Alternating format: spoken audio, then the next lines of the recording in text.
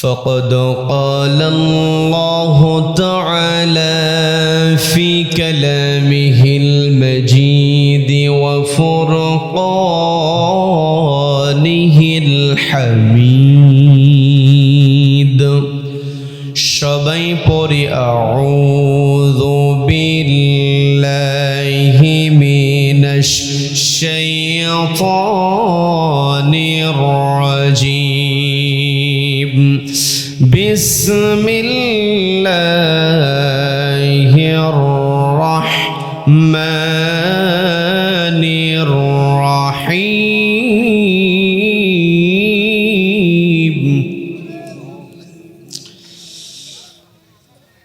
ইন্নাল্লাহা ইয়া'মুরুকুম আন তু'আদ্দুল আমানাত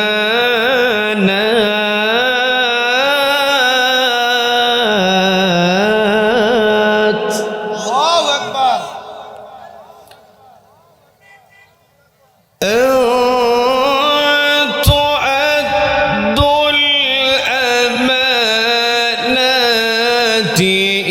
إلى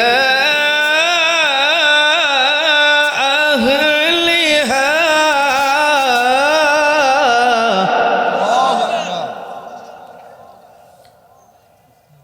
وإذا حكمتم بين الناس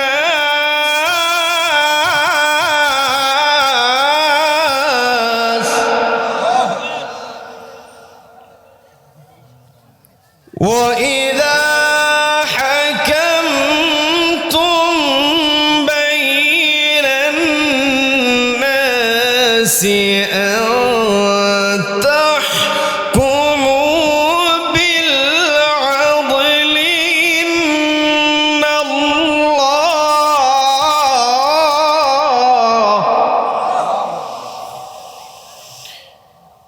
إن الله نعم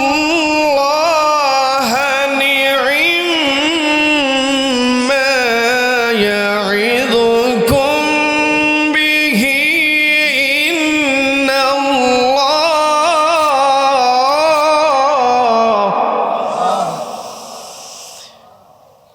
إن الله كان سميعا بصيرا بسم الله الرحمن الرحيم إن الله وملائكته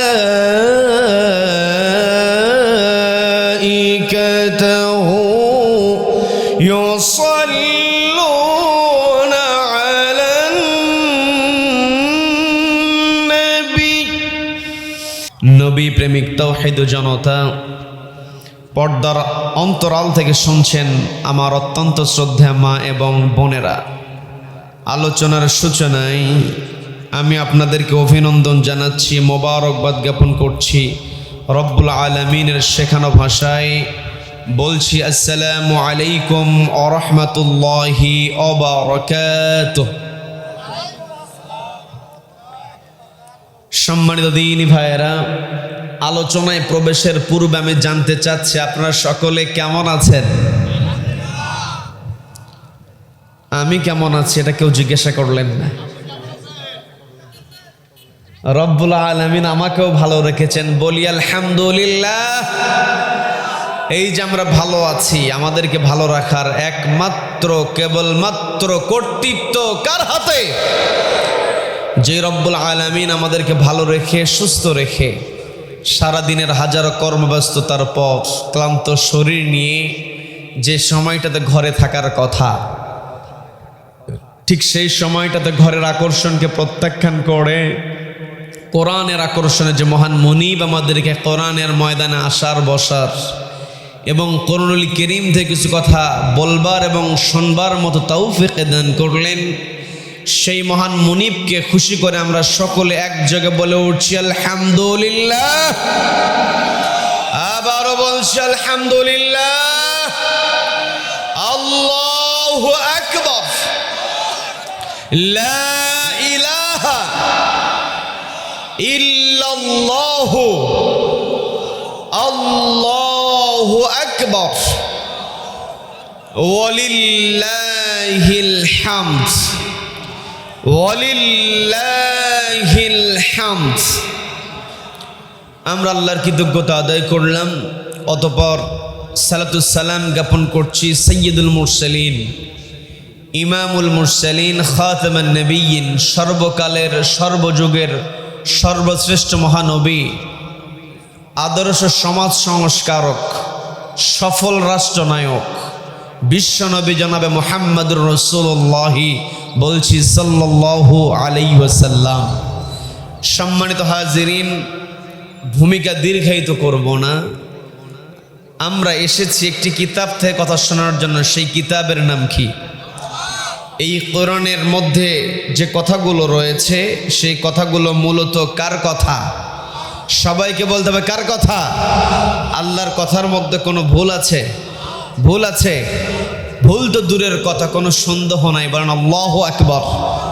সম্মানিত দিনী ভাইরা, সেই কথাটাই রব্বুল আলামিন সুন্দর করে পবিত্র কোরআনের শুরুতেই জানিয়ে দিলেন।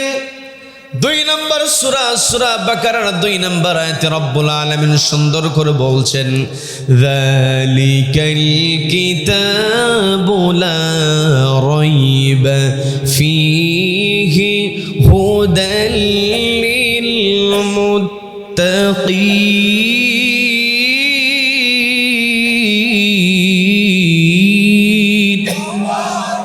আল্লাহ রাব্বুল আলামিন স্পষ্ট জানিয়ে দিলেন এটা সেই কিতাব যেই কিতাবের মধ্যে ভুল তো দূরের কথা, দেয়ার ইজ নো ডাউট, কোনো সন্দেহ নাই।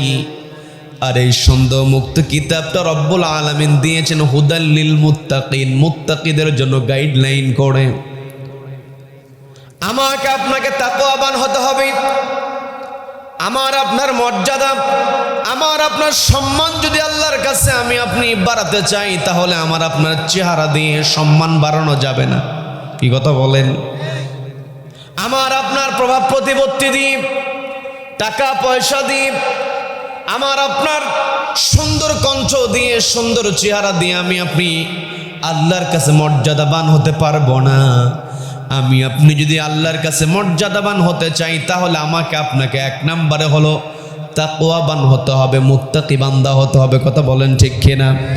রব্বুল আলামিন সুন্দর করে বলছেন, আমার বান্দারা তোমরা জেনে রেখে দাও, সম্মান আমি রব্বুল আলামিন তোমাদেরকে দেব, শর্ত হলো ইন্না আকরামাকুম ইনদাল্লাহি আতকাকুম ইন্নাল্লাহা আলিমুন খাবীর।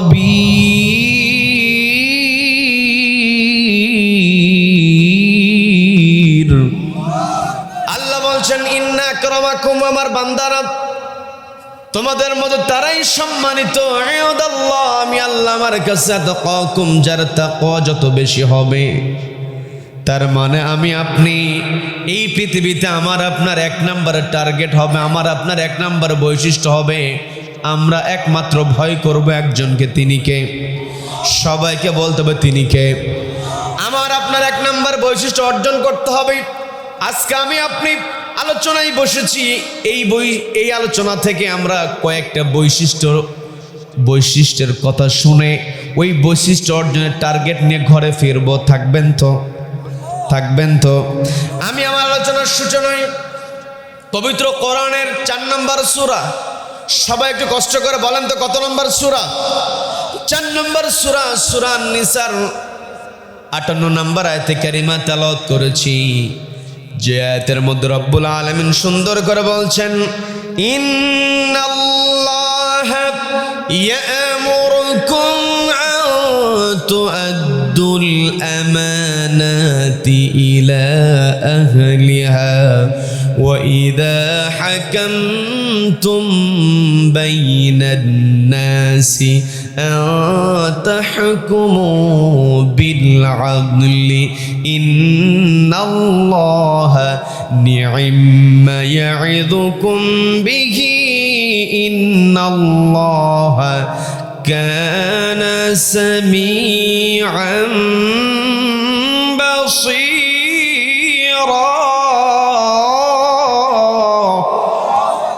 আল্লাহ বলছেন আমার বান্দারা ইন্নাল্লাহ ইয়ামুরুকুম নিশ্চয় আমি আল্লাহ তোমাদেরকে অর্ডার দিচ্ছি তুআদ্দুল আমানাতি ইলা আহলিহা তোমাদের যে আমানতটা আছে আমানতটা যথাযথ জায়গায় তোমরা প্রয়োগ করো।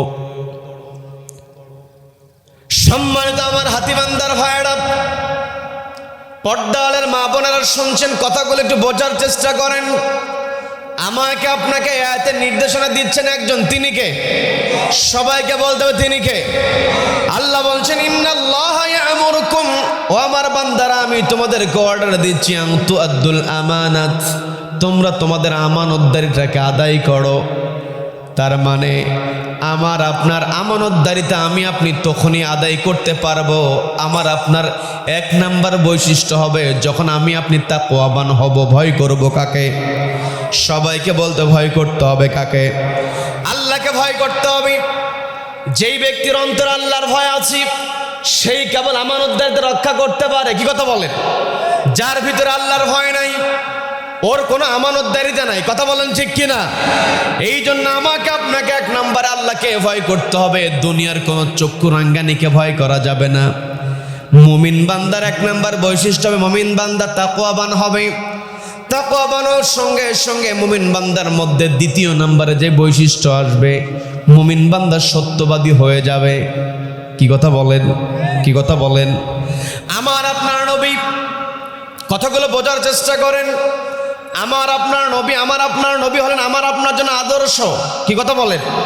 আল্লাহ বলছেন লাকাদ কানা লাকুম ফি রাসূলিল্লাহি উসওয়াতুন হাসানাতুন লিমান কানা ইয়ারজুল্লাহা ওয়াল ইয়াওমাল আখির ওয়া যাকারাল্লাহ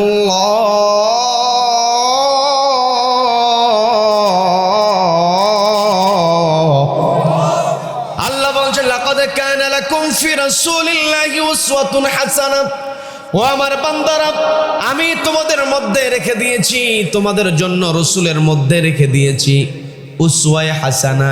ফি রাসূলিল্লাহি উসওয়াতুন হাসানা, নবীজির মধ্যে আমাদের জন্য উত্তম আদর্শ রয়েছে। নবীজিকে আদর্শ মানতে হবে। আমার আপনার নবীজি হলেন আমার আপনার জন্য আদর্শ। আল্লাহ বলছেন ফি রাসূলিল্লাহ, রসুলের মধ্যে রয়েছে আমাদের জন্য উত্তম আদর্শ। এই জায়গা আলেম ওলামা বসে আছেন, আপনাদেরকে সহজে বুঝিয়ে দিলে আপনারাও বুঝতে পারবেন। আল্লাহ বলছেন ফি রাসূলিল্লাহ, রসুলের মধ্যে রয়েছে উত্তম আদর্শ। এখন যদি আমি আপনাদেরকে প্রশ্ন করি, রসুল আনুষ্ঠানিকভাবে কিতাব পেয়েছেন, রসুল যখন রসুল হলেন ওই আনুষ্ঠানিকতার মধ্যে জিবরিল আমিন যেই দিন নবীজির কাছে কোরআন নিয়ে হাজির হয়েছিলেন ওই দিন নবীজির বয়স ছিল কত? একটু জোরে বলেন, কত বছর বয়স? 40 বছর বয়সে নবীজি নবুয়ত প্রাপ্ত হয়েছেন। আনুষ্ঠানিকভাবে নবীজির রিসালাতের দায়িত্ব গ্রহণ করেছেন 40 বছর বয়সে। এই 40 বছর বয়সে উপনীত হওয়ার পূর্বেই নবীজি তখনও ওহী প্রাপ্ত হন নাই। নবীজির পরিচয়টা তখনও প্রকাশিত হয় নাই। প্রকাশিত হওয়ার পরে নবীজিকে একটা উপাধি নবীজির প্রতিবেশীরা দিয়েছিল, জনপদের লোকেরা দিয়েছিল। সেই উপাধির নামটা একটু সবাই বলেন তো, কি নাম? আল আমিন। নবীজি ছিলেন আল আমিন। আল আমিন মানে হচ্ছে আমানতদার। কি কথা বলেন? কি কথা বলেন? তার মানে নবীজি ছিলেন আমানতদার, নবীজি ছিলেন আল আমিন, নবীজি ছিলেন আস-সাদিক। নবীজিকে সত্যবাদী বলা হয়েছে, নবীজিকে বিশ্বস্ত বলা হয়েছে। তার মানে আমি আপনি নবীজিকে যদি আদর্শ মানতে চাই তাহলে আমাকে আপনাকে তাকওয়া অর্জনের মাধ্যমে এক নম্বর বৈশিষ্ট্য তাকওয়া, দ্বিতীয় নম্বর বৈশিষ্ট্য হলো আমাকে আপনাকে সত্যবাদী হতে হবে। কথা বলেন ঠিক কিনা? সত্যবাদিতা হচ্ছে মুমিনের ভূষণ। মুমিনের গুণটা হবে, এক নম্বরে গুণ হবে মুমিন সত্য কথা বলবে। জীবন চলে যাবে তবুও জীবনের মায়া করে কখনো মুসলমান মিথ্যা বলতে পারে না। কথা বলেন ঠিক কিনা? কিন্তু কষ্ট নিয়ে বলতে হয়, আজকে আমাদের নামের সামনে ঠিকই মুহাম্মদ লাগিয়ে নিয়েছে। সারাদিনে যদি 50টা কথা বলে, 50টা কথার মধ্যে 70টা মিথ্যা কথা। কি কথা বলেন? আমার কথা বিরক্ত হচ্ছেন? তার মানে আমার আপনার এক নম্বর বৈশিষ্ট্য হবে আমরা তাকওয়াবান হব। দ্বিতীয় নম্বর বৈশিষ্ট্য হবে আমাকে আপনাকে সত্যবাদী হতে হবে। এই সত্যবাদিতা ধরে রাখার জন্য আমাকে আপনাকে চেষ্টা করতে হবে। ইমাম বুখারী রাহিমাহুল্লাহ, আপনার নাম শুনেছেন। কোরআনের পরেই যেই হাদিস গ্রন্থের নাম সেটা হলো বুখারী শরীফ। কি কথা বলেন?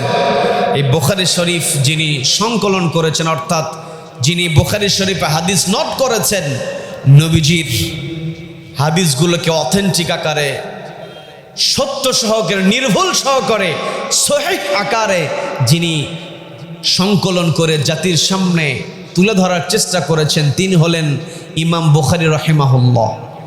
ইমাম বুখারী একবার যাত্রা পথে যাচ্ছেন, নদীর পথে তিনি নৌযানের মধ্যে রয়েছেন। তৎকালীন সময়ের যে জাহাজের যে সিস্টেম ছিল, জাহাজে যাচ্ছেন। তো তিনি তার টার্গেট হলো, আমি কোথা থেকে কেমন করে আমার নবীজির সত্য কথাগুলো সংগ্রহ করে মানুষের জন্য লিপিবদ্ধ করব, মানুষকে জানাবো। তিনি রওনা হয়েছেন। তো যখন তিনি নদীপথে যাচ্ছেন, নৌযানে তার পাশে যেই লোকটা ছিল, সহজ সরল মানুষ ছিলেন। যারা ভালো মানুষ তারা অন্য কেউ কিন্তু ভালো মনে করে। কি কথা বলেন? সারা রাত চুরি করে নদীর এপারে গোসল করে, আর এক পারে গোসল করা দেখে বলে ও হয়তো চুরি করেছে। কি কথা বলেন? আবার দেখবেন ওই পারে তাহাজ্জুদ নামাজ পড়ে উনি গোসল করতে এসেছে, তারও চিন্তা আমার ওই ভাই মনে হয় তাহাজ্জুদ পড়ার জন্য গোসল করতে এসেছে। তার মানে ভালো মানুষ সবসময় চিন্তা ভালো নিয়ে থাকে। দেখবেন ভালো মানুষগুলো একটু সহজ সরল টাইপের হয়। কি কথা বলেন? এই কথা আপনাদেরকে এই জন্য বলছি, কারণ দেশের মধ্যে সবচাইতে সহজ সরল মানুষ, ভালো মানুষ, দিল খোলা মানুষ হচ্ছে উত্তর অঞ্চলের মানুষ।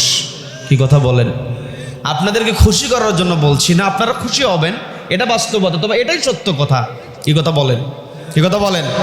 সম্মানিত ভাইরা, আমি যে কথা বলতে নিয়েছিলাম, সত্যবাদীদের গুরুত্ব ইমাম বুখারী কেমন করে দিয়েছেন। তিনি যখন যাত্রা করছেন, যাত্রা পথে বাড়ি থেকে যখন তিনি বের হয়েছেন, তার একটা ব্যাগের মধ্যে তিনি 1000 দিনার নিয়েছেন। কারণ কতদিন তার বাইরে থাকতে হয় নির্দিষ্টতা নাই, নির্দিষ্ট কোনো দিনের নিশ্চয়তা যেহেতু নাই, তিনি তার সর্বোচ্চ 1000 দিনার একটা পটলির মধ্যে করে তিনি নিয়েছেন। তিনি নিয়ে গল্পের ফাঁকে ফাঁকে যখন তার সঙ্গে যে যাত্রীটা ছিল তার সঙ্গে গল্প শুরু করে দিয়েছেন। তিনি তার মনের কথাগুলো বলছেন। তিনি বলছেন, একটা পর্যায়ে বলে ফেললেন, আমার কাছে আমি 1000 দিনার রেখে দিয়েছি, গোপনে আমার কাছে আছে। আমার দীর্ঘদিনে আমার যেন পথে কোনো সমস্যা না হয়, আমি যেন ভ্রমণ করতে পারি, আমি যেন জার্নি করতে পারি, এই জন্য আমি 1000 দিনার নিয়ে বের হয়েছি। এই কথা বলার পরে ওই যে পাশে থাকা যেই ব্যক্তির কাছে মন খুলে কথা বলেছে, ওর মধ্যে লোভ চলে এসেছে। লোভ আমাদের মধ্যে আছে না নাই? সবাই একটু কষ্ট করে বলেন তো, লোভ আছে না নাই? আজকে লোভের জন্যই সব কিছু। কি কথা বলেন? ভাই ভাইয়ের বিরুদ্ধে চলে যায়, বন্ধু বন্ধুর বিরুদ্ধে চলে যায় লোভের কারণে। শয়তান মানুষকে ধোঁকা দিয়ে থাকে লোভ দেখিয়ে। শয়তান তো আমাদেরকে সব সময় বিপদগামী করার চেষ্টা করছে। প্রতিনিয়ত আখিরাতটাকে ভুলিয়ে রাখার জন্য শয়তানের প্রচেষ্টা আছে না নাই? নামাজের মধ্যে কিন্তু আমি আপনি বলে থাকি মালিক ইয়াউমিদ্দিন, আল্লাহ হলেন বিচার দিবসের মালিক। বিচার দিবসের মালিককে সবাই একটু কষ্ট করে বলেন, বিচার দিবসের মালিককে? বিচার দিবসের মালিক রব্বুল আলামিন। আমি আপনি প্রতিনিয়ত নামাজের মধ্যে বলছি, উচ্চারণ করছি, মালিক ইয়াউমিদ্দিন। একজন মানুষ যদি নির্লোভী হতে চায়, একজন মানুষ যদি আল্লাহকে ভয় করতে চায়, একজন মানুষ যদি, এক নম্বরে আমি বৈশিষ্ট্য বলেছি, আমাকে আপনাকে তাকওয়াবান হতে হবে। এক নাম্বার আমাকে আপনাকে তাকওয়াবান হতে হবে। দ্বিতীয় নাম্বার আমি বলা শুরু করেছি, আমাকে আপনাকে সত্যবাদী হতে হবে। কি কথা বলেন? কেউ যদি সত্যবাদী হতে চায়, তাকওয়াবান হতে চায়, তাহলে একটা কথা যদি সে মনে রাখতে পারে, আল্লাহ হলেন বিচার দিবসের মালিক। এই কথা যার মনের মধ্যে থাকবে, ওই ব্যক্তি কখনো মিথ্যা কথা বলতে পারবে না। কথা বলেন ঠিক কিনা? যার ভিতরে আল্লাহর ভয় আছে, সে কখনো আমানতের খেয়ানত করতে পারে না।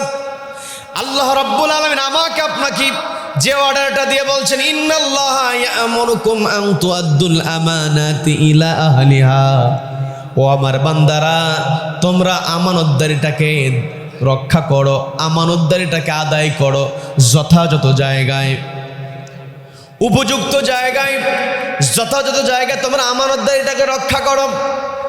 আমি আপনি যেই ঘটনা শুনতে নিয়েছিলাম, আমি যেই কথা আপনাদের সঙ্গে শেয়ার করতে নিয়েছিলাম, ওই যে ইমাম বুখারীর সঙ্গে যেই পথিক যাত্রা করছে, সে যখন দেখলো লোকটার কাছে 1000 দিনার আছে,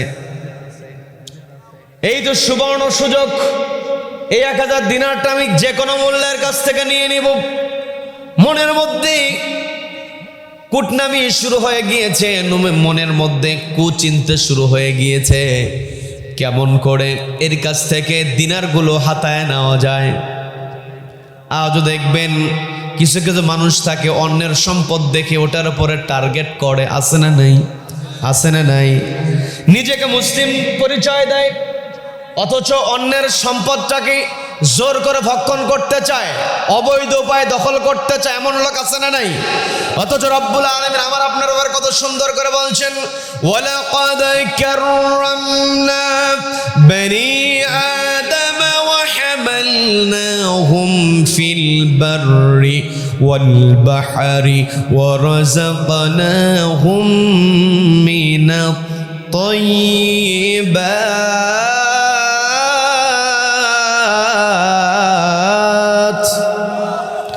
আল্লাহ বলছেন, লাকাদ কাররামনা বনি আদম, আদম সন্তানকে আমি সম্মানিত করেছি।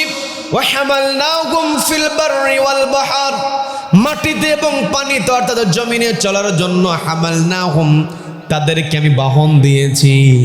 এরপরই রব্বুল আলামিন গুরুত্বপূর্ণ কথা বলছেন, ওয়া রাযাকনাহুম মিনাত তাইয়্যিবাত, আমি তাদেরকে দিয়েছি পবিত্র রিজিক। আমার আপনার সম্মান যদি আমি আপনি ধরে রাখতে চাই, আমার আপনার রিজিকটা হতে হবে পবিত্র। কি কথা বলেন? যার রিজিকটা পবিত্র হবে, অর্থাৎ অবৈধ উপায়ে, হারাম উপায়ে যেই অর্থ উপার্জন করবে, ওই ব্যক্তি যত টাকার মালিক হোক না কেন, যত বড় চেয়ারের অধিপতি সে হোক না কেন, তার যদি অবৈধ ইনকাম থাকে, তার রিজিকের মধ্যে যদি হারাম ইনকাম থাকে, সে কখনো আল্লাহর কাছে সম্মানিত হতে পারে না। কথা বলেন ঠিক কিনা? অথচ কষ্ট নিয়ে বলতে হয়, আজকে আমার দেশে যে যত বড় হারামখোর, তার দাপট তত বেশি। কি কথা বলেন? আজকে হারামের বিরুদ্ধে কথা বললেই, অবৈধ উপায়ে অর্থ আত্মসাৎকারীদের বিরুদ্ধে কথা বললেই রেগে যায়, কণ্ঠটাকে চেপে ধরতে চায়। আছে না নাই? আছে না নাই? তবে আমি আপনি যেই 1 নম্বর বৈশিষ্ট্য বলেছি, আমরা যদি তাকওয়াবান হতে পারি, একমাত্র আল্লাহকে ভয় করতে পারি, তাহলে পৃথিবীর কোনো মানুষ আমাদেরকে হক কথা বলা থেকে পিছপা হতে দিতে পারবে না। কথা বলেন ঠিক কিনা?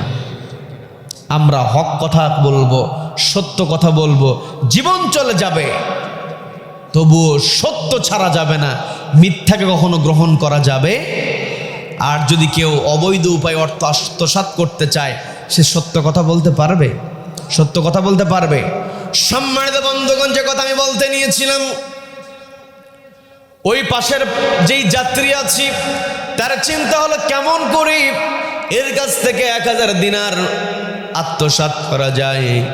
একটা পর্যায়ে রাত যখন হয়েছে, পানিপথে চলছে, পানিপথে যখন চলছে, রাত যখন হয়েছে, ওই লোকটা চিৎকার চেঁচামেচি শুরু করে দিয়েছে। সে বারবার বলছে, আমার 1000 দিনার চুরি হয়ে গেছে। আমার 1000 দিনার চুরি হয়ে গেছে, কে যেন নিয়েছে। এই 1000 দিনার আমার যদি না থাকে তাহলে আমি আমার পরিবারকে নিয়ে কেমন করে চলবো। যখন 1000 দিনার চুরি হয়ে গিয়েছে, চিৎকার চেঁচামেচি শুরু করে দিয়েছে। আশেপাশে কয়েকজন এগিয়ে এসে বলছে, তোমার কাছে যে 1000 দিনার আছে সেটা তুমি কার মধ্যে রেখেছো? বলে, ছোট্ট একটা থলের মধ্যে আমি রেখে দিয়েছি। ইমাম বুখারী বর্ণনা যেমন করে করেছে, দিনার তো ওর নাই।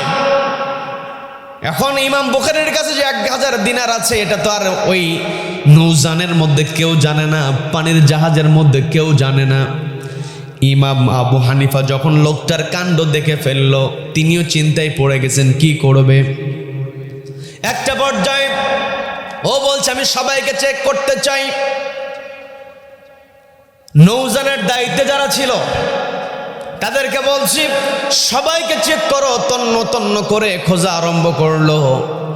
যখন তন্ন তন্ন করে আরম্ভ করে খুঁজে পেল না, তখন জিজ্ঞাসা করা হলো, তোমার দিনারটা কে চুরি করতে পারে? তুমি কাকে সন্দেহ করো? তখন ওই পাশের যাত্রী ইমাম আবু হানিফাকে ইমাম বুখারীকে দেখিয়ে বলছে, দেখ ওই লোকটাকে আমি সন্দেহ করি। বলেন নাউযুবিল্লাহ, বলেন নাউযুবিল্লাহ। ইমাম বুখারী সরলতা দিয়ে কথাটা বলেছেন, অথচ সেই ইমাম বুখারীকে ফাঁসানোর প্রচেষ্টা শুরু করে দিয়েছে। ইমাম বুখারী তিনি বললেন, ঠিক আছে, যেহেতু আমাকে সন্দেহ করছে, আমার গোটা দেহ, আমার ব্যাগ পুস্তক যা কিছু আছে সব কিছু তন্ন তন্ন করে খোঁজো, আমার কোনো আপত্তি নেই। বলেন আল্লাহু আকবার, বলেন আল্লাহু আকবার। ইমাম বুখারী খোঁজার সুযোগ করে দিলেন। এরপরে কি হলো শুনবেন নাকি শেষ করে দেব? শুনবেন? কারা কারা শুনবেন না? তার মানে মনোযোগ আছে, বলি আলহামদুলিল্লাহ, বলি আলহামদুলিল্লাহ। এই দুনিয়া ছেড়ে আমি আপনি চলে যাব। পৃথিবীতে কেউ থাকার জন্য আমরা এসেছি? কেউ থাকার জন্য আসি নাই। এখানে আমার দাঁড়ি পাকা মুরব্বীরা বসে আছেন, শ্রদ্ধাভাজন আলেমে দ্বীন বসে আছেন। তাদের ছোটবেলা যাদেরকে দেখেছেন তারা আজ কেউ বেঁচে নেই। আজ থেকে 50 বছর পরে, 100 বছর পরে, 100 বছর পরে আমরা কেউ এখানে থাকবো না। আজ থেকে 100 বছর পূর্বে এই এলাকায় যারা ছিলেন তারা কি কেউ আছেন? কেউ আছে? নাই। এই পৃথিবী ছেড়ে আমাকে আপনাকে চলে যেতে হবে। কোন সম্পদ আমি আপনি পৃথিবী থেকে নিয়ে যেতে পারবো না। এই জন্য আপনাদের দৃষ্টি আকর্ষণ করে বলছি, মনটা একটু নরম করেন। এই পৃথিবীতে এসেছি, কেউ থাকার জন্য আসি নাই। যখন আমার আপনার নিঃশ্বাসটা বন্ধ হয়ে যাবে, আমার আপনার আমল করার কোনো সুযোগ থাকবে না, আমার আপনার আমলের দরজা বন্ধ হয়ে যাবে। তবে আমি আপনি যদি সাদকায়ে জারিয়ার আমল করে যেতে পারি, নিজের অর্থ যদি মসজিদ নির্মাণের জন্য দিতে পারি, আমি আপনি দুনিয়াতে থাকবো না, কিন্তু ওই মসজিদে যারা নামাজ আদায় করবে, মসজিদের সহযোগিতা করার কারণে কবরে শুয়ে শুয়ে সবটা আমল নামায় যুক্ত করে দেবেন একজন। তিনি কে? সবাই একটু কষ্ট করে বলেন তিনি কে? এই জন্য সবাইকে দৃষ্টি আকর্ষণ করে বলছি, দিলটাকে একটু নরম করেন, মনের মধ্যে কোনো দোটানা রেখে দিয়েন না। একটু চিন্তা করেন, মনটাকে একটু নরম করেন। আমার পর্দার আড়ালের মা বোনেরা একটু দিলটা নরম করে বলুন, আপনি কাছে টাকা না থাক, আচ্ছা 25 চিকিৎসক আমার মতিন ভাই 500 টাকা, লিল্লাহে তাকবীর। না, টাকাও দিচ্ছেন কম, তাকবীরও দিচ্ছেন না ঠিক মতো। নারে তাকবীর, নারে তাকবীর। আমার আব্দুল মতিন ভাই 25 চিকিৎসক 500 টাকা, বলেন মারহাবা, বলেন মারহাবা। আব্দুল মতিন ভাইয়ের দানকে আল্লাহ কবুল করেন, বলেন আমিন। আয় রোজগার আল্লাহ রাব্বুল আলামিন বরকত দিয়ে ভরপুর করে দিন, বলেন আমিন। পর্দালের মা বোনদের দৃষ্টি আকর্ষণ করে বলছি, মা আপনি তো খাদিজার উত্তরসূরি। খাদিজা রাদিয়াল্লাহু তাআলা না তার সমস্ত সম্পত্তি ইসলামের জন্য দিয়েছেন, নবীজির কাছে তুলে দিয়েছেন। বলেন আল্লাহু আকবার, বলেন আল্লাহু আকবার। মা আপনার মন যদি চায় আপনি নামটা লেখায় দিতে পারেন।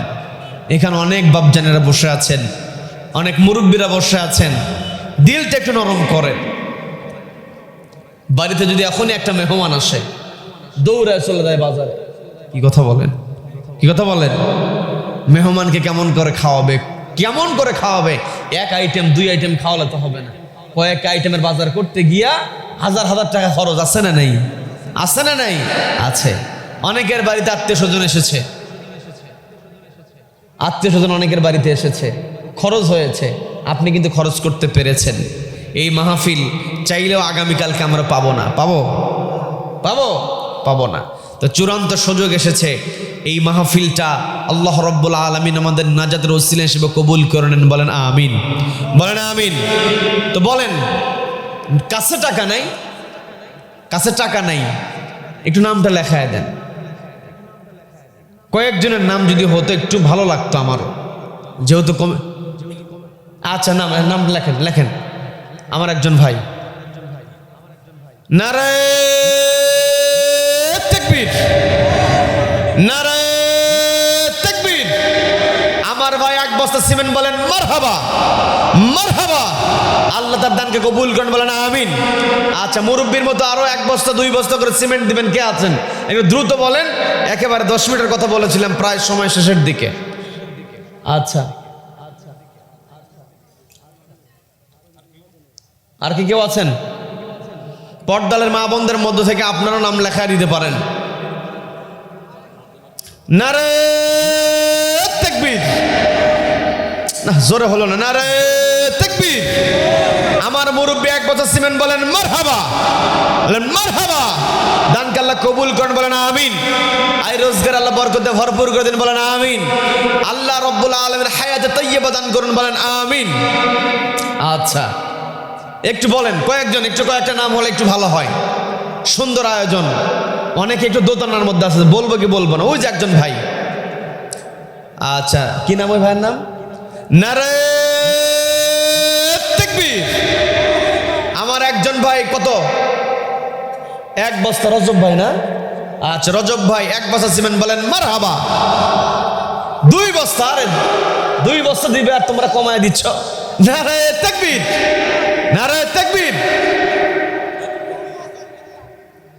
2000 টাকা, আরে বাপ রে বাপ, সিমেন্ট তো 2 বস্তা নাই হয়ে গেছিল। হ্যাঁ, রজব ভাই 2000 টাকা, বলেন মারহাবা, বলেন মারহাবা। রজব ভাইয়ের দানকে আল্লাহ কবুল করেন, বলেন আমিন। আয় রোজগার আল্লাহ বরকতে ভরপুর করে দেন, বলেন আমিন। আচ্ছা, এইরকম রজব ভাইয়ের মতো 2000 টাকা, 1000 টাকা, 500 টাকা, 1 বস্তা সিমেন্ট, 2 বস্তা সিমেন্ট, যে যা পারেন।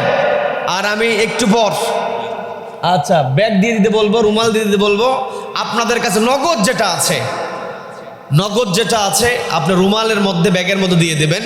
একটু জিকির করি আবার একটু, লা ইলাহা সুবহানাল্লাহ আলহামদুলিল্লাহ, লা ইলাহা, লা ইলাহা সুবহানাল্লাহ আলহামদুলিল্লাহ, লা ইলাহা, লা ইলাহা, লা ইলাহা, লা ইলাহা ইল্লাল্লাহু মুহাম্মাদুর রাসূলুল্লাহ সাল্লাল্লাহু আলাইহি ওয়াসাল্লাম। নারায়ে তাকবীর, নারায়ে তাকবীর।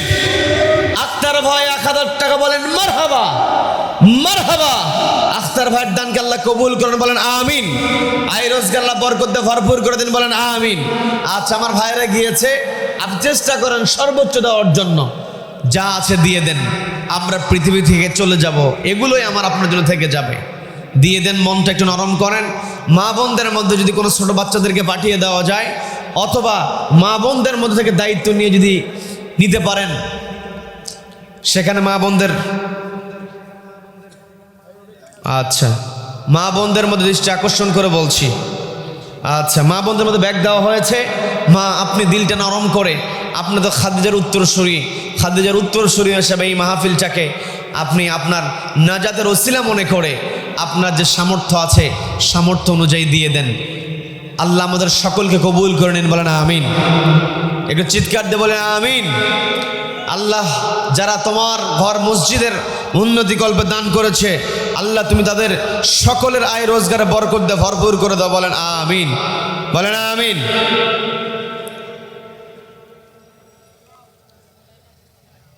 আচ্ছা হয়ে গেছে। আচ্ছা বিরক্ত হলেন আপনারা? একটু বিরক্ত করলাম, ব্যাপার না। বলি আলহামদুলিল্লাহ, বলি আলহামদুলিল্লাহ। সম্মানিত দিনী ভাইয়েরা, কানটা একটু খাড়া করেন, মনোযোগ দিয়ে একটু বোঝার চেষ্টা করেন। এই পৃথিবীতে আমরা এসেছি কেউ থাকার জন্য আসি নাই। এই পৃথিবী ছেড়ে আমাকে আপনাকে চলে যেতে হবে। এই পৃথিবীতে আমি আপনি এসেছি আমার আপনার আমলটাকে ভারী করতে হবে, আমার আপনার বৈশিষ্ট্য হতে হবে। আমি বলেছি 1 নাম্বার আমরা হব তাকওয়াবান, 2 নাম্বার আমাকে আপনাকে সত্যবাদী হতে হবে, 3 নাম্বার আমার আপনার ভিতরে আমানতদারিতা থাকতে হবে। মুসলমান কখনো আমানতের খেয়ানত করতে পারে না, কথা বলেন ঠিক কিনা? কি কথা বলেন? মুসলমান কখনো আমানতের খেয়ানত করতে পারে না। মুসলমানকে অবশ্যই আমানতদারিতা রক্ষা করতে হবে। আমি যে ঘটনা বলতে নিয়েছিলাম, ইমাম বুখারী রাহিমাহুল্লাহ তিনি যখন সুযোগ দিয়ে দিলেন, তার দেহ তন্ন তন্ন করে তালাশ করা হলো। তার যেই মাল সামানা ছিল ব্যাগের মধ্যে তল্লাশি চালানো হলো, একেবারে খুঁজে কোনো দিনার খুঁজে পাওয়া গেল না। যখন কোনো দিনার খুঁজে পাওয়া গেল না, কিছুক্ষণ পর ওই সহযাত্রী এসে বলতেছে, ভাই আপনি আমাকে বললেন আপনার কাছে 1000 দিনার আছে, সেটা নিয়ে আপনি বের হয়েছেন। আপনার মাল সামানা ব্যাগপত্র সবকিছু তন্ন তন্ন করে খোঁজা হয়েছে, আপনার শরীর তন্ন তন্ন করে সার্চ করা হয়েছে, কিন্তু আপনার দিনার তো পাওয়া গেল না। সত্যি কি আপনি 1000 দিনারের কথা যে সত্যি বলেছিলেন কিনা? ইমাম বুখারী বলছে, হ্যাঁ আমি তোমাকে সত্যই 1000 দিনারের কথা বলেছিলাম। তো বলা হলো, তাহলে তুমি যদি 1000 দিনারের কথা বলে থাকো, তাহলে দিনার কেন খুঁজে পাওয়া গেল না? যখন এই কথা বলা হলো, ইমাম বুখারী বললেন, যখনই তুমি চিৎকার চেঁচামেচি শুরু করেছো, তোমার 1000 দিনার হেরে গিয়েছে। আমি তখন চিন্তা করলাম, আমার কাছে 1000 দিনার আছে, এটা তো কেউ জানে না, এটা যে আমার দিনার এটা তো কারো জানা নাই। এখন আমার কাছে তল্লাশি চালানোর পরে যদি আমার কাছে এই দিনারগুলো পেয়ে যায়, তাহলে আমি তো মিথ্যাবাদী হয়ে যাব। আর আমি মিথ্যাবাদী প্রমাণিত হয়েছি। আমার যদি মিথ্যা, আমি যদি নিজেকে সত্যবাদী প্রমাণ করতে পারি, যতই প্রমাণ করি তার উপরও আমার ওপর একটা অপবাদ চলে আসবে। আমার বিপক্ষ যারা আছে তারা সত্য প্রমাণিত হলে আমাকে মিথ্যাবাদী তহমত দেবে। আর আমি যত কষ্ট করি রাসূলের হাদিসগুলো সংগ্রহ করি, আমার চরিত্রের মধ্যে যদি মিথ্যার দাগ লেগে যায়, তাহলে নবীজির হাদিসের ব্যাপারেও সত্য আপত্তি করবে, মিথ্যা বলবে। এই কথা চিন্তা করে আমি আমার যে দিনার ছিল, তুমি বলার সঙ্গে সঙ্গে আমি আমার ওই গোপন জায়গা থেকে দিনার বের করে পানির মধ্যে ফেলে দিয়েছি। বলেন আল্লাহু আকবার, বলেন আল্লাহু আকবার। আমি কি ঘটনা বানিয়ে বলছি নাকি? বানিয়ে বলছি না। মুসলমান সত্যবাদী হবে, মুসলমান সবসময় সত্য কথা বলবে, মুসলমান কখনো মিথ্যা কথা বলবে না। ইমাম বুখারী তিনি সত্যবাদীদের পরিচয় দিয়েছেন, গোটা দুনিয়াতে তার সম্মান আছে, তিনি সত্যবাদী হয়েছেন। আমি শুরুতে বলেছি 1 নাম্বার তাকওয়া অর্জন করতে হবে, 2 নাম্বার আমাকে আপনাকে সত্যবাদী হতে হবে, 3 নাম্বার আমানতের ব্যাপারে আমাকে আপনাকে সচেতন হতে হবে। কি কথা বলেন? এই পৃথিবীতে আমানত হলো সবচাইতে বড় আমানত হলো চেয়ারের আমানত। অর্থাৎ আমার আপনার যেখানে কর্তৃত্ব আছে, ক্ষমতা আছে, এই ক্ষমতার আমানতটা রক্ষা করা, এটাই হচ্ছে সবচাইতে বড় আমানত। কি কথা বলেন? কি কথা বলেন? আমি আপনি যেখানে দায়িত্বশীল, সেই দায়িত্বটাকে যথাযথ পালন করা, এটা হচ্ছে আমানত, দায়িত্ব রক্ষা করা। আবু বকর সিদ্দিক রাদিয়াল্লাহু তাআলা আনহু, আবু বকর সিদ্দিক রাদিয়াল্লাহু তাআলা আনহু তিনি যখন খেলাফতের চেয়ারে বসলেন, বিরক্ত হচ্ছেন নাকি আমার কথায়? খেলাফতের চেয়ারে যখন তিনি বসেছেন, খেলাফতের চেয়ারে বসার পরে তিনি দায়িত্ব পালন করছেন। দায়িত্বকে এমন ভাবে তিনি তার দায়িত্বকে আমানতদারিতার এমন পর্যায়ে তিনি নিয়ে গিয়েছেন, একদিন তার স্ত্রী এসে বলছে, অনেক দিন হলো বাড়িতে মিষ্টি জাতীয় খাবার তৈরি করা হয় না। এই যে শীতকালে পুলি পিঠা, বাড়িতে আত্মীয় স্বজনের দাওয়াত সিস্টেম আপনাদের এই দিকে আসে না নাই? আসে না নাই? স্ত্রী গিয়ে বলছেন, আপনি যদি আমাকে একটু বাজার সদাই করে দিতেন, আমি একটু ঘরের মধ্যে মিষ্টান্ন দ্রব্য তৈরি করতাম, মিষ্টি তৈরি করে আত্মীয় স্বজনকে দাওয়াত দিতাম, সন্তানদেরকে নিয়ে একটু ভালোভাবে খাবার খেতাম। এই কথা বলার পরে আবু বকর সিদ্দিক রাদিয়াল্লাহু তাআলা আনহু তিনি বলছেন, এই মুহূর্তে আমার বাড়িতে ভালো খাবারের ব্যবস্থা করার সামর্থ্য নাই। বলেন আল্লাহু আকবার, বলেন আল্লাহু আকবার। অথচ তিনি হলেন রাষ্ট্রপ্রধান। কি কথা বলেন? আজকে আমি আপনি নিজেকে মুসলমান দাবি করি, নিজেকে মুমিন দাবি করি, কিন্তু রাষ্ট্র নিয়ে চিন্তা করে না, কয় যা হয় হোক, ওগুলো আমার মধ্যে না, আমি একাকী নামাজ পড়ে আল্লাহর কাছে আমি একাকী ভালো থাকার চেষ্টা করব, এরকম চিন্তা করে এমন মুসলমান আছে না নেই? আছে না নেই? আল্লাহ রাব্বুল আলামিন আমাকে আপনাকে পাঠিয়েছেন। আমি শুরুতেই বলেছি, আল্লাহ বলছেন হুদাল লিল মুত্তাকিন, মুত্তাকিদের জন্য রব্বুল আলামিন এই কোরআনটাকে গাইডলাইন করে দিয়েছেন। মুত্তাকিরা এই কোরআনটাকে জীবনের প্রত্যেকটা ক্ষেত্রে বাস্তবায়ন করবে। নবীজির সুন্নাত, আমি আপনি দাঁড়িয়ে রেখেছি, আমি আপনি মাথায় টুপি পরেছি, আমি আপনি লম্বা জামা পরেছি, কারণ নবীজি দাঁড়িয়ে রেখেছেন, টুপি পরেছেন, নবীজি মাথায় পাগড়ি দিয়েছেন, যার কারণে আমি আপনি লম্বা জামা পরি, পাগড়ি পরি, দাঁড়িয়ে রাখি। কিন্তু এগুলোর মধ্যে আমার আপনার সীমাবদ্ধ থাকার কোনো সুযোগ নেই।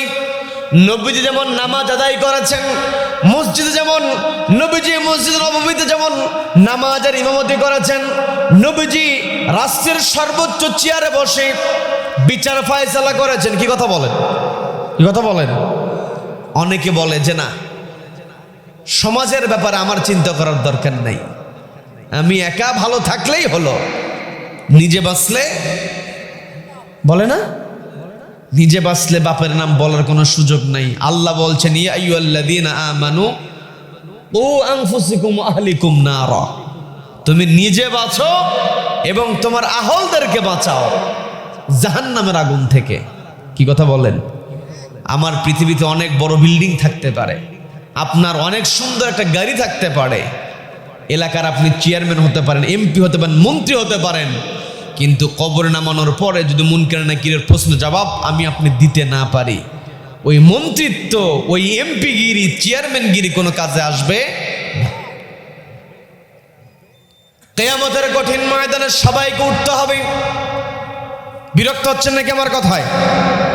কিয়ামতের কঠিন ময়দান আমাকে আপনাকে সবাই উঠতে হবে। আমি আপনি প্রতিনিয়ত নামাজের মধ্যে বলছি মালিক ইয়াউমিদ্দিন, আল্লাহ হলেন বিচার দিবসের মালিক।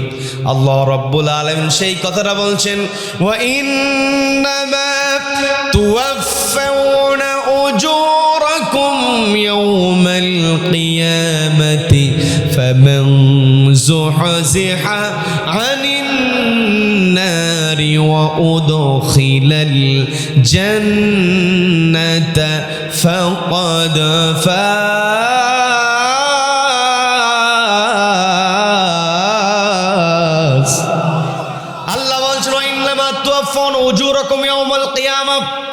কিয়ামতের কঠিন ময়দানে তোমাদেরকে তোমাদের প্রতিফল দিয়ে দেওয়া হবে, তোমাদের আজরা দিয়ে দেওয়া হবে।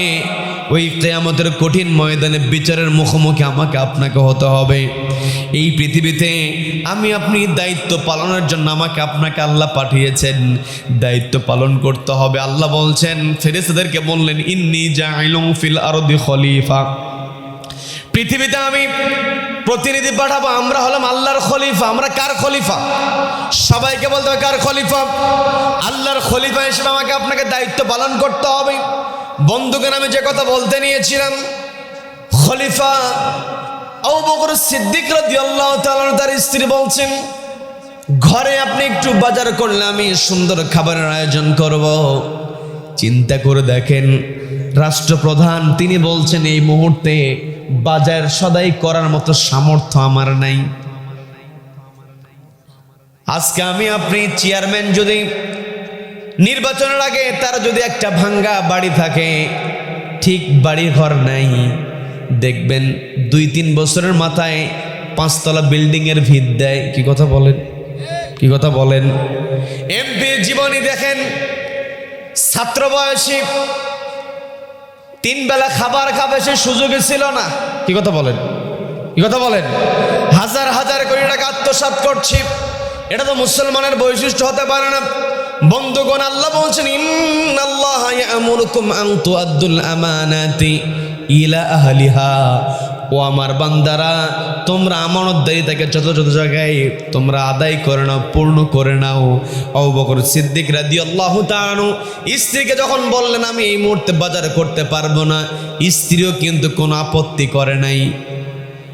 পর্দালের মা বোনেরা শুনছেন, কানটা একটু খাড়া করে শুনবেন।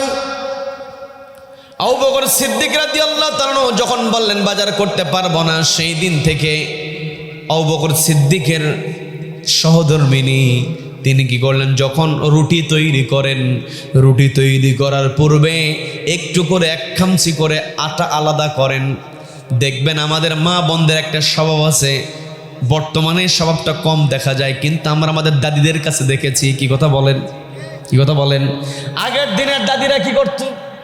আগের দিনে মা বোনেরা যখন রান্না করতে যাবে, আগে মাথা কয়জন, বাড়িতে কয়জন খাবার খাবে, মাথাগুলো গণনা করার পরে, ব্যক্তিগুলোকে গণনা করার পরে চাল মট ওই পটের মধ্যে নিয়ে, যে পাত্রের মধ্যে নিয়েছে, পাতিলের মধ্যে নেওয়ার পর যখন চালটা ধুইতে যাবে তার পূর্বে এক মুঠ একটু আলাদা করে রাখে সেভিং হিসাবে। কি কথা বলেন? কি কথা বলেন?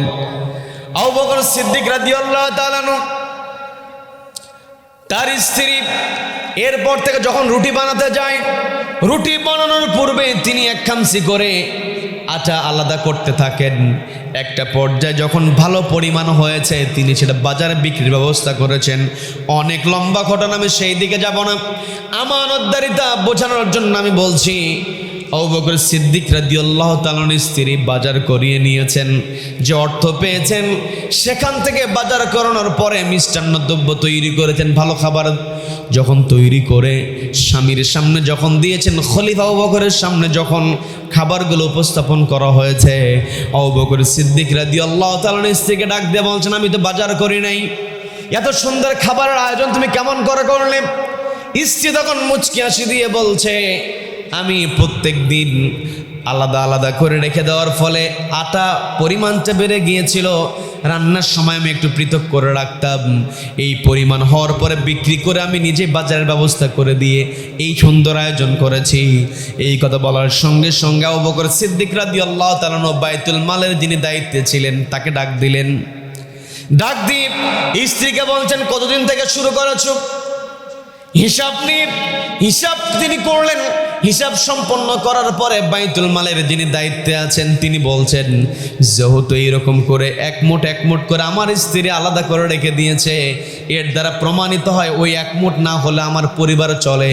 আগামী দিন থেকে যখন বাইতুল মাল থেকে আমাকে মাল সামানা সরবরাহ করা হবে, আটা যখন বরাদ্দ করা হবে, এই পরিমাণ আটা আগামী দিন থেকে কম দেবে। বলেন আল্লাহু আকবার, বলেন আল্লাহু আকবার। তার মানে আমানতদারিতা কেমন ছিল? আমরা এমন আমানতদারিতা আমার দেশে প্রতিষ্ঠা হোক, এটা আমরা চাই কি চাই না? সবাইকে বলতে হবে চাই কি চাই না?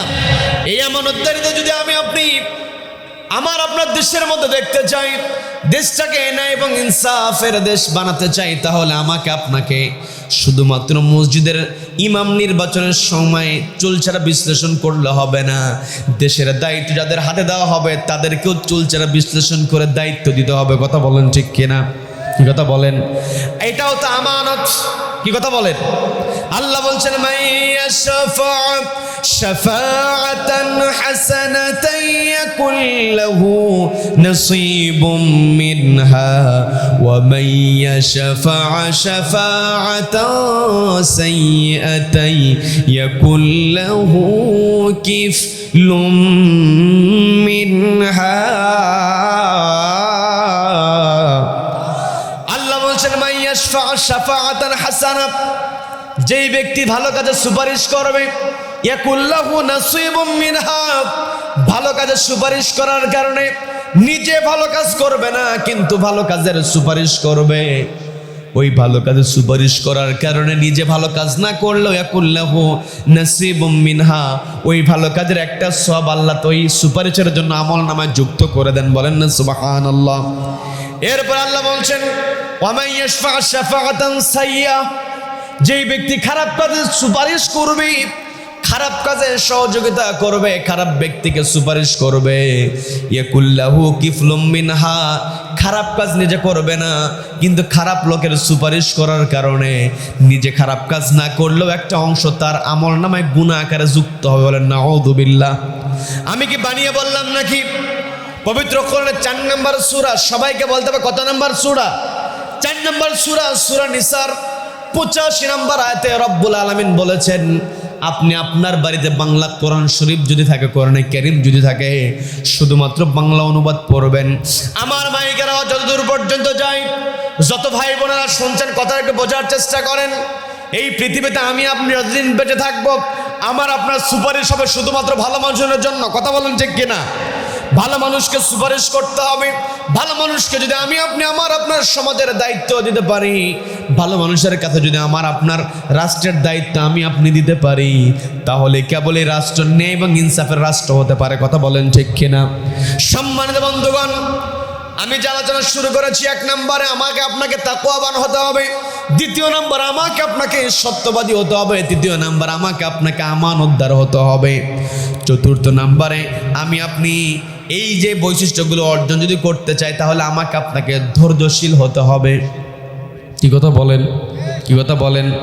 ধৈর্য ছাড়া কোনো কাজে সফল হওয়া যায় না।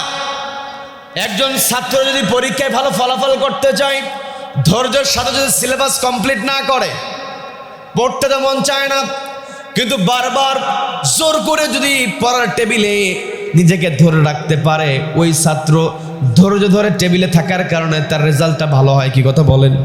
কি কথা বলেন? একজন সফল ব্যবসায়ী যে সফল হয়, তার দোকানে ধৈর্য সহকারে চেষ্টা করতে হয়। কি কথা বলেন? 4 নম্বর আমাকে আপনাকে ধৈর্যশীল হতে হবে। 5 নম্বরে আমার আপনার যে দায়িত্ব হবে, এই দায়িত্বটা হতে হবে আমাকে আপনাকে নম্র হতে হবে, বিনয়ী হতে হবে। আমার আপনার দায়িত্ব হলো আমি আপনি বিনয়ী হব। কি হব? সবাই বলেন কি হব? এই বিনয়ী হতে হলে বিনয়ের সবচেয়ে পরিচয় হলো নামাজের মধ্যে পাওয়া যায়। কি কথা বলেন? কি কথা বলেন? আমাকে আপনাকে বিনয়ী হতে হবে। এই নামাজটা আমাকে আপনাকে আদায় করতে হবে। নামাজ শুধু আদায় করলে হবে না, নামাজটা আমাকে আপনাকে কায়েম করতে হবে। কি কথা বলেন? এটা আমার কথা নয়, আমি শুরুতেই বলেছিলাম যালিকাল কিতাবু লা রাইবা ফি, এটা এমন একটি কিতাব, এই কিতাবের মধ্যে কোনো সন্দেহ নাই। হুদাল লিল মুত্তাকিন, এটা হলো মুত্তাকিদের জন্য গাইডলাইন। এরপরে রব্বুল আলামিন মুত্তাকির পরিচয়টা কেমন করে বলছেন? আল্লাযীনা ইউমিনুনা বিল গায়বি ওয়া ইউকিমুনাস সালাহ।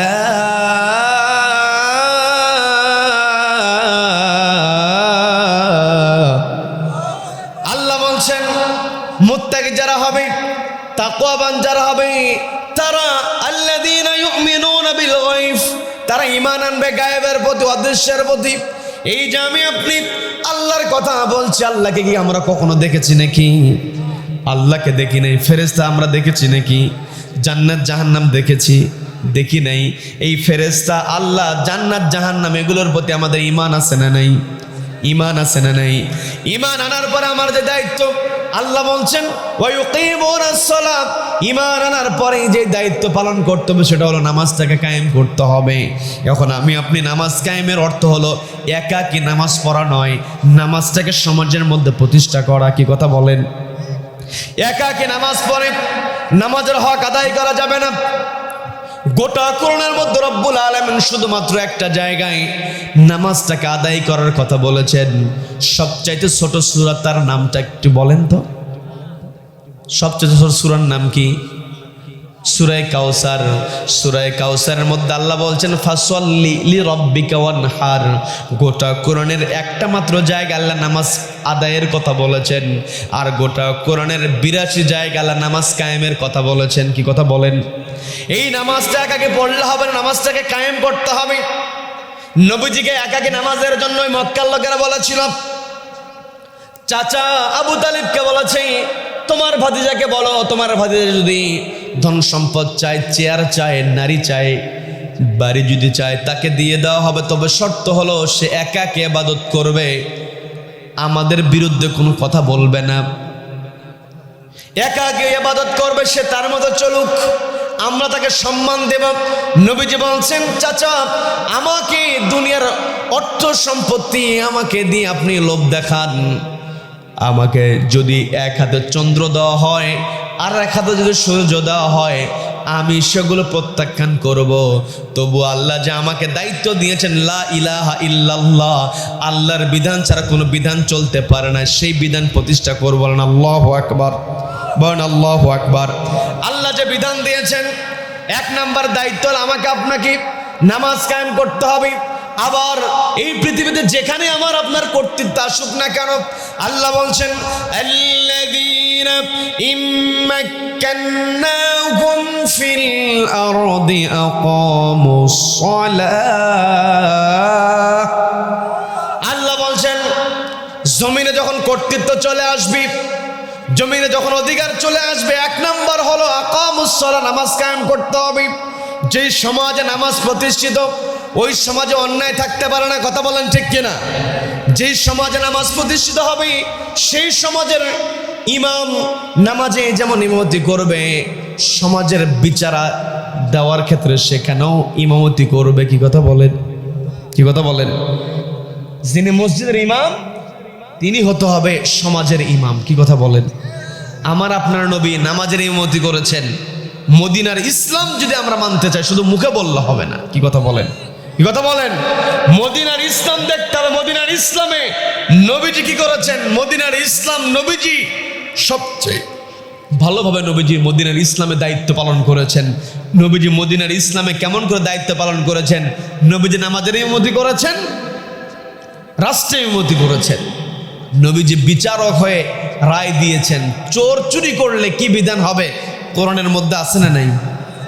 আলাদাভাবে ডান হাত কাটলে বাম পা কেটে দিতে হবে, বাম হাত কাটলে ডান পা কেটে দিতে হবে। যেই সমস্ত চাঁদাবাজেরা চাঁদাবাজি করে মানুষের জীবনে বিপর্যয় নিয়ে আসে, ফাসাদ তৈরি করে, এই সমস্ত চাঁদাবাজদেরকে যদি প্রকাশ্যে এক হাত এক পা কেটে দেওয়া হতো, একটা চাঁদাবাজের শাস্তি নিশ্চিত করতে পারলে দেশের সব চাঁদাবাজ এমনিতেই ভালো হয়ে যেত। কথা বলেন ঠিক কিনা? যদি আমি আপনি চাঁদাবাজকে সাইজ করতে চাই, মানুষের শান্তি প্রতিষ্ঠা করতে চাই, তাহলে আল্লাহর দেয়া এই কিতাব ছাড়া আমি আপনি কখনো শান্তি প্রতিষ্ঠা করতে পারবো না। সম্মানিত ভাইয়েরা, আমি যে কথা দিয়ে শুরু করেছিলাম, আল্লাহ এক নম্বরে বললেন ও আমার বান্দারা আতুআদ্দুল আমানাতি ইলা আহলিহা। এরপর আল্লাহ বলছেন ওয়া ইযা হাকামতুম বাইনান নাস, যখন তোমরা মানুষের মধ্যে বিচার করবে, বিল আদাল, আদালত কায়েম করবে। যখন আমি আপনি বিচার ফায়সালা করব তখন কোনো প্রভাব প্রতিপত্তি দেখা যাবে না, ধনী গরিব দেখা যাবে না, কাছের মানুষ দূরের মানুষ দেখা যাবে না। অমুসলিম হলেও ইসলামী রাষ্ট্রের নিয়ম হলো কেউ যদি অমুসলিম হয় তবুও তাকে ন্যায় বিচার দিতে হবে। বলেন আল্লাহু আকবার, বলেন আল্লাহু আকবার। সম্মানিত আমার ভাইয়েরা, আর 5টা মিনিট আপনাদের কাছ থেকে আমি চেয়ে নেব। বিরক্ত হবেন নাকি? বিরক্ত হবেন নাকি? আমাকে আপনাকে খেয়াল করতে হবে, নিজের মানুষ খেয়াল করলে হবে না। হযরত ওমর রাদিয়াল্লাহু তাআলার কথা বলতে নিয়েছিলাম। ওমর রাদিয়াল্লাহু তাআলা অমুসলিম হলেও সেখানে ন্যায় বিচার করেছেন। ওমর রাদিয়াল্লাহু তাআলার দরবারে বিচার এসেছে। অনেক লম্বা ঘটনা, আমি লম্বা ঘটনার দিকে যাব না। আমার মাইকের আওয়াজ বিভিন্ন জায়গায় যাচ্ছি, অনেক ভাইরা শুনছেন, কথাগুলো একটু মনোযোগ দিয়ে বোঝার চেষ্টা করেন। এক্সাম্পল দেই, সেটা হলো হযরত ওমর রাদিয়াল্লাহু তাআলার কাছে বিচার এসেছে। বিচার দিয়েছে একজন খ্রিস্টান মানুষ, একজন খ্রিস্টান বিচার দিয়েছে, তার ছেলেকে আঘাত করেছে। মিশরের গভর্নর আমর ইবনুল আস রাদিয়াল্লাহু তাআলার ছেলে, আমর ইবনুল আস রাদিয়াল্লাহু তাআলার ছেলে, গভর্নরের ছেলে আঘাত করেছে খ্রিস্টানের সন্তানকে। এটা বলবো নাকি মনোদার দিয়ে দেব? খ্রিস্টানের ছেলেকে আঘাত করেছে, কারণটা হলো খ্রিস্টানের ছেলের সঙ্গে প্রতিযোগিতায় লিপ্ত হয়েছিল। খেলায় যখন প্রতিযোগিতায় যখন অংশগ্রহণ করেছে, খ্রিস্টান ছেলে ভালো খেলেছে, খ্রিস্টান ছেলে বিজয় লাভ করেছে, গভর্নরের ছেলে জিততে পারে নাই। এখন গভর্নরের ছেলে জিততে না পারার কারণে মান সম্মানে আঘাত লেগেছে। দেখবেন এখনো আমাদের সমাজের মধ্যে লক্ষ্য করা যায় বিভিন্ন এলাকার মধ্যে টুর্নামেন্টের আয়োজন করা হয়, খেলাধুলার আয়োজন আছে না নাই? আছে না নাই?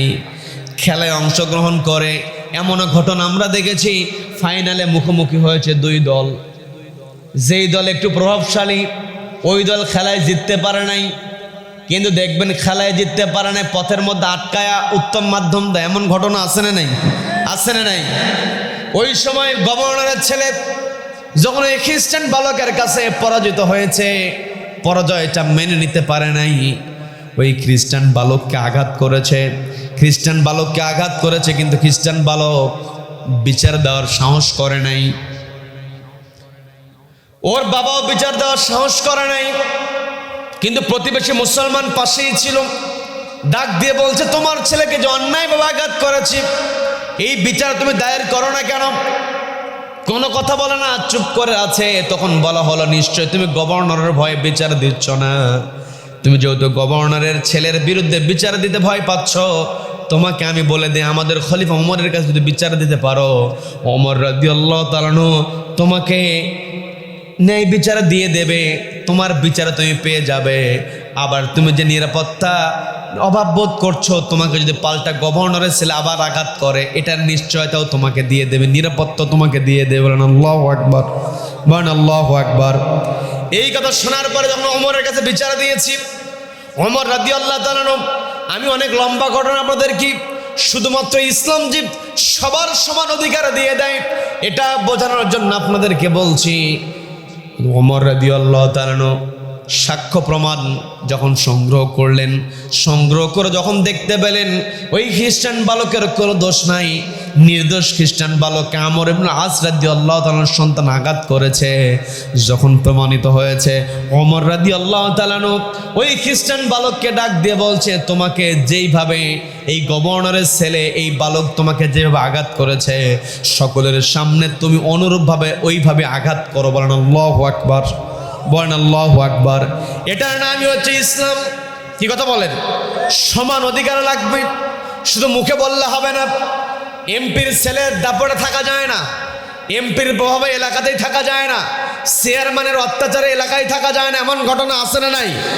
যদি ন্যায় বিচার হয়, তাহলে কোনো এমপির পক্ষে, কোনো চেয়ারম্যানের পক্ষে অন্যায়ভাবে প্রভাব কাটানো সম্ভব হবে না। কি কথা বলেন? আমার আপনার দায়িত্ব, আমার আপনার চিন্তা চেতনা হবে, আমাকে আপনাকে টার্গেট নিতে হবে।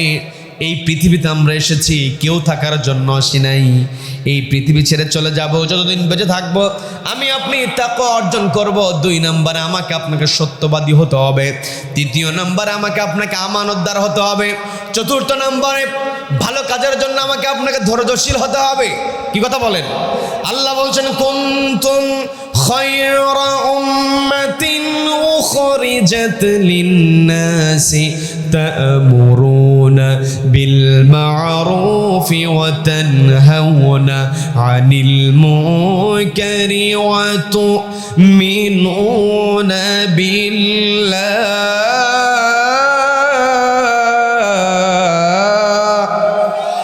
আল্লাহ বলছেন, আমার বান্দারা, কুনতুম খায়রা উম্মাহ, তোমরা উত্তম জাতি, উখরিজাত লিন-নাস, তোমাদেরকে বের করা হয়েছে মানুষের জন্য। তা'মুরুনা বিল মা'রুফ, তোমরা সৎ কাজের আদেশ দেবে। ওয়া তানহাউনা আনিল মুনকার, অসৎ কাজে বাধা প্রদান করবে। ওয়া তু'মিনুনা বিল্লাহ, ঈমান আনতে হবে কার উপরে? সবাইকে বলতে হবে কার উপরে? আল্লাহর প্রতি ঈমান যদি আমার আপনার থাকে, সৎ কাজের আদেশ দিতে হবে, অসৎ কাজে বাধা প্রদান করতে হবে। এখন সৎ কাজে আদেশ দিতে গেলে অসৎ কাজে বাধা প্রদান করতে গেলে ধৈর্যের দরকার আছে না নাই? তার মানে 4 নম্বরে আমাকে আপনাকে ধৈর্যশীল হতে হবে। 5 নম্বরে আমাকে আপনাকে বিনয়ী হতে হবে। আমার আপনার যতই প্রভাব থাকুক না কেন, এই প্রভাব, এই টাকা পয়সার দাপট দেখানো যাবে না। আমাকে আপনাকে বিনয়ী হতে হবে। এই পৃথিবীতে আমরা এসেছি, যেই দিন আমি আপনি আগমন করেছি, যদি ওই দিন দাইমা আমাকে আপনাকে মায়ের পেট থেকে যখন আমি আপনি বের হয়েছি, বের হয়ে কিন্তু আমার আপনার চলাফেরার কোনো ক্ষমতা ছিল না। কি কথা বলেন? কি কথা বলেন? দাইমা আমাকে আপনাকে রিসিভ করেছি, অথবা বর্তমান তো অধিকাংশ সার্জারিতে হয়, ডাক্তারকে রিসিভ করতে হয়েছে। কি কথা বলেন? এরপরে আমি আপনি কেমন করে খাবার খাবো, সেই অ্যাবিলিটি আমার আপনার ছিল না। দেখবেন আমরা গরু ছাগলকে লক্ষ্য করে দেখি, ওদেরকে শেখাতে হয় না, মাকে খুঁজে বের করে কিন্তু নিজের খাবার নিজেই ব্যবস্থা করে নেয়। কি কথা বলেন, কি কথা বলেন? কিন্তু আমি আপনি মানুষ, আমি আপনি পৃথিবীতে এসেছি, আমি আপনি যখন পৃথিবীতে আসলাম নিজের খাবারটা কেমন করে খেতে হবে নিজে পারি নাই। এই যে প্রচণ্ড শীত, শীতের মধ্যে আমি আপনি যখন বিছনায় প্রস্রাব করে দিয়েছি, আমার আপনার বলার ক্ষমতা ছিল না যে বিছানাটা চেঞ্জ করে দাও। কি কথা বলেন, কি কথা বলেন? তার মানে আমি আপনি যখন পৃথিবীতে আগমন করেছি আমি আপনি ছিলাম অসহায়। ওই যে পর্দার মা বোনেরা শুনছেন, মা যদি সন্তানের জন্য হৃদয়বান না হতেন, মা যদি দয়ালু না হতেন, আমি আপনি বেঁচে থাকতে পারতাম না, মারা যেতাম। কি কথা বলেন, কি কথা বলেন?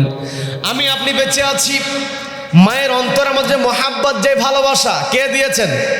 সবাইকে বলতেছে কে দিয়েছেন? অন্যের সন্তানের প্রস্রাব পায়খানা দেখলে ঘৃণা লাগে, কিন্তু নিজের সন্তানের ক্ষেত্রে ঘৃণা নাই। বলেন আল্লাহু আকবার, বলেন আল্লাহু আকবার। এই যে মায়ের সঙ্গে সন্তানের যে আকর্ষণ রব্বুল আলামিন করে দিলেন, মা দয়ালু ছিলেন, আমি আপনি অসহায় ছিলাম। আজকে হয়তো আমার আপনার হাত পা বড় হয়েছে, অসহায় অবস্থা থেকে আমি আপনি বড় হয়েছি, অসহায় অবস্থা ভুলে যাওয়া যাবে নাকি? ভুলে যাওয়া যাবে নাকি? এই জন্য আমাকে আপনাকে ৫ম নম্বরে আমাকে আপনাকে বিনয়ী হতে হবে। ৬ষ্ঠ নম্বরে আমাকে আপনাকে যে দায়িত্ব পালন করতে হবে সেটা হলো নিজেকে নামাজ পড়তে হবে, সমাজের মধ্যে নামাজ কায়েমের আন্দোলন করতে হবে। কি কথা বলেন, কি কথা বলেন? মুত্তাকি যদি আমি আপনি হতে চাই, ১ নম্বর শুরু করেছিলাম তাকওয়ার কথা বলে। ৭ম নম্বর যে বৈশিষ্ট্য আমি বললাম, ৭টা বৈশিষ্ট্য বলেছি, চেয়েছিলাম ধীরে ধীরে আরো বৈশিষ্ট্যের কথা বলবো, যে ৭টা রব্বুল আলামিন আমাদেরকে শোনার তৌফিক দিলেন। এই ৭টা বৈশিষ্ট্য যেন আমরা অর্জন করতে পারি, রব্বুল আলামিন আমাদের সকলকে কবুল করেন, বলেন আমিন, বলেন আমিন। আল্লাহ বলছেন ওয়ায়ুকিমুনাস সালাহ, যারা মুত্তাকি হবে, যারা তাকওয়াবান হবে, যারা ঈমানদার হবে, তারা নামাজটাকে কায়েম করবে। নিজে নামাজ পড়বে, সমাজে নামাজ কায়েম করবে। আমরা নিজে নামাজ পড়ব এবং সমাজে নামাজ কায়েম করব। রাষ্ট্রে নামাজ প্রতিষ্ঠিত হোক, এটা আমরা চাই কি চাই না? চাই কি চাই না? রাষ্ট্রে নামাজ প্রতিষ্ঠিত হোক, এটা যদি আমরা চাই, তাহলে আমার আপনার নেতা ওইভাবেই নির্বাচন করতে হবে, যেই নেতা নামাজে নেতৃত্ব দিতে পারে ওই নেতাকেই রাষ্ট্রের নেতৃত্বে জায়গা দিতে হবে। কথা বলেন ঠিক কিনা? কাজে আমাকে আপনাকে বুঝতে হবে যে ৭টা বৈশিষ্ট্যের কথা বললাম, তাকওয়া, সত্যবাদিতা, আমানতদারিতা, ধৈর্য, বিনয়ী হওয়া, নামাজ কায়েম করা, এগুলো করে রব্বুল আলামিন যেন আমাদেরকে তার নেক বান্দাদের তালিকাভুক্ত তৌফিক দান করেন, বলেন আমিন। একটু জোরে বলেন আমিন। যতটুকু আলোচনা হয়েছে রব্বুল আলামিন এই আলোচনা আলোকে আমাদেরকে আমল করার তৌফিক দান করুন, বলেন আমিন।